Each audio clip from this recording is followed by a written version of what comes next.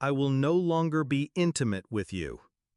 That was the last thing she said before rolling over, tugging the blanket with her as if I no longer deserved warmth. Her voice wasn't cold, it was hollow, as if she was done performing the role of a wife and simply walked off stage. I didn't respond. I stared at the ceiling like it might give me a reason not to hate her.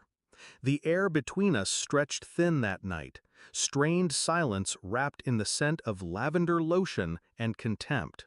I could feel her drifting away, not emotionally, physically, like she was already somewhere else, with someone else. She stopped kissing me months ago, stopped looking at me even longer than that, but it wasn't until she weaponized absence, intimacy, affection, partnership, that I realized this wasn't about exhaustion, it was punishment, and I didn't know what I had done wrong, yet. At first I blamed myself. Maybe I had become invisible in my own house. Maybe the job, the hours, the silence. I gave her the loneliness she now returned in double. I tried everything, helping with dishes, cooking her favorite meals, picking up her prescriptions before she even asked. But her eyes never softened. They hardened, like glass left out in a storm. She avoided me with surgical precision. Until one day, I saw her smile. Not at me, at her phone.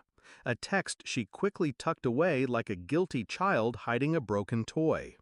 That was when I knew. There wasn't a wall between us, there was a door, and she was already on the other side of it, with someone else. She had turned our marriage into a cage, and I had been too loyal, too trusting, too blind. So I stopped trying, stopped helping, playing the role she wanted me to die inside of, and quietly I started watching. She never noticed how much I stopped doing, how quiet I became, how empty the house felt when I was around. I watched her screen light up at 2:14 a.m., the same name, again and again, always deleted by morning, always a little too careful. She never knew I pulled the cell records, that I found out who he was, someone from her gym, a man with too many tattoos and a divorce 2 years ago. She never knew I started recording phone calls, or that I had a friend in IT retrieve deleted messages. And I never confronted her. Not yet. I smiled, I nodded, I played dumb, because timing is everything. Revenge is never loud. It waits, calmly, like me. The truth came in black and white. Phone logs, message transcripts, a shared hotel reservation under her maiden name. She thought using a different email would protect her. She forgot I built her laptop. I knew every password before she did. I waited until her birthday. A dinner, candles, wine she liked. She walked in surprised, smiled, thinking maybe I was still trying. I handed her a small white envelope. She thought it was a gift. It was. She opened it and froze. Photos, messages, screenshots, printouts, evidence. A curated gallery of betrayal. She didn't speak. Her lips parted, but nothing came out. She blinked twice, then looked at me, waiting for rage. I gave her nothing, just a long, hollow stare. "Why?" she whispered.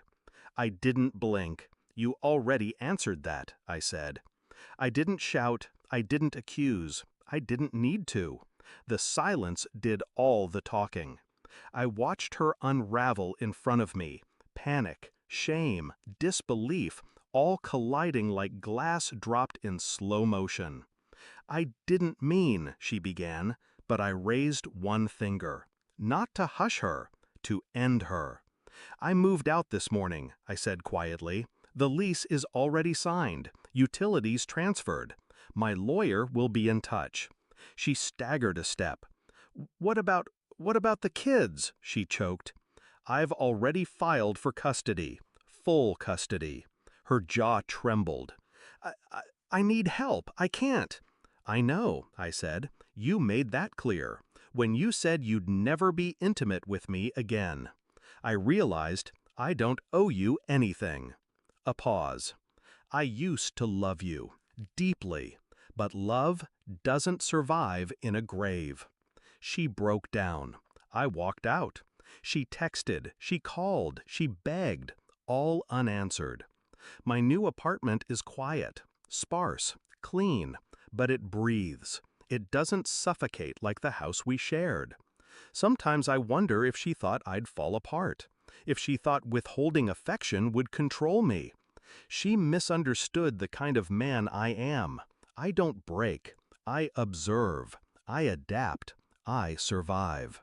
She turned love into a weapon, so I took away her power and left her holding the blade.